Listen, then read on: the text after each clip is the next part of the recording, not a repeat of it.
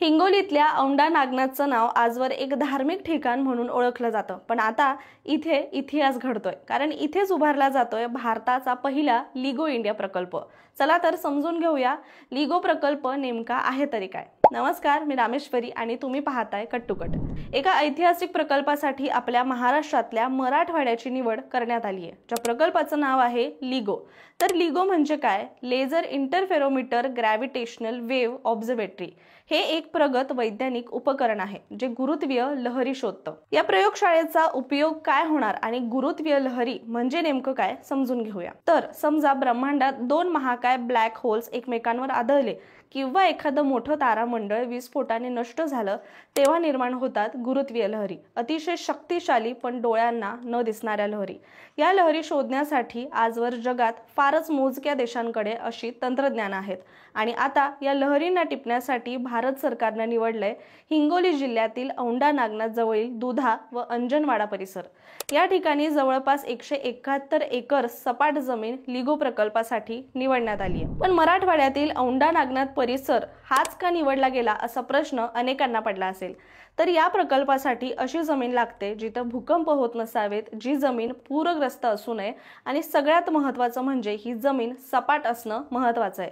आणि शास्त्रज्ञांना जगात परदेशात सगळीकडे फिरून आपल्या मराठवाड्यातील ही जमीन या प्रकल्पासाठी नैसर्गिकदृष्ट्या स्थिर, शांत आणि वैज्ञानिकदृष्ट्या परिपूर्ण अशी सापडली आहे। या प्रकल्पात उभारली जाणार आहे 4 किलोमीटर लांबीची एल आकाराची एक नळी, ज्यातून प्रकाशाच्या लहरींचा अत्यंत अचूक मोजमाप केलं जाणार आहे। या नळीच्या संगमावर असेल प्रयोगशाळा, संशोधन केंद्र आणि प्रगत निरीक्षण यंत्रणा। या संपूर्ण प्रकल्पासाठी तब्बल 1600 कोटींचा खर्च अपेक्षित असून हे काम 48 महिन्यात पूर्ण करण्याचं उद्दिष्ट आहे।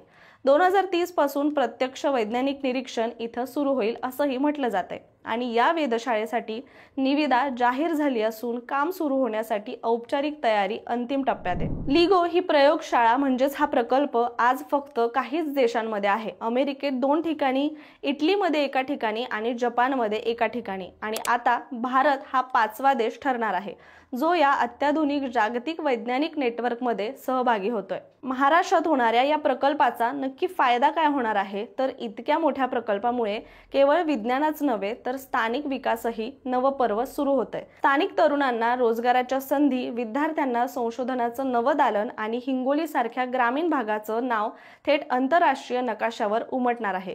हे केंद्र एक प्रकारे भारतीय विज्ञानाचं लँडमार्क ठरणार आहे। आजवर औंढा नागनाथ म्हटलं की डोळ्यांसमोर येतं एक धार्मिक आणि आध्यात्मिक चित्र, पण आता या पवित्र भूमीतून उगम होतोय भारताच्या अंतराळ संशोधनाचा एक नवा अध्याय। हिंगोलीतील हे छोटंसं गाव लवकरच जगाच्या विज्ञान नकाशावर तेजाने झळकणार आहे आणि हा आपल्यासाठी अभिमानाचा क्षण असणार आहे। तुम्हाला याबद्दल काय वाटतं आम्हाला कमेंट करून नक्की सांगा आणि अशाच माहितीपूर्ण व्हिडिओसाठी कट टू कटला सबस्क्राइब करा।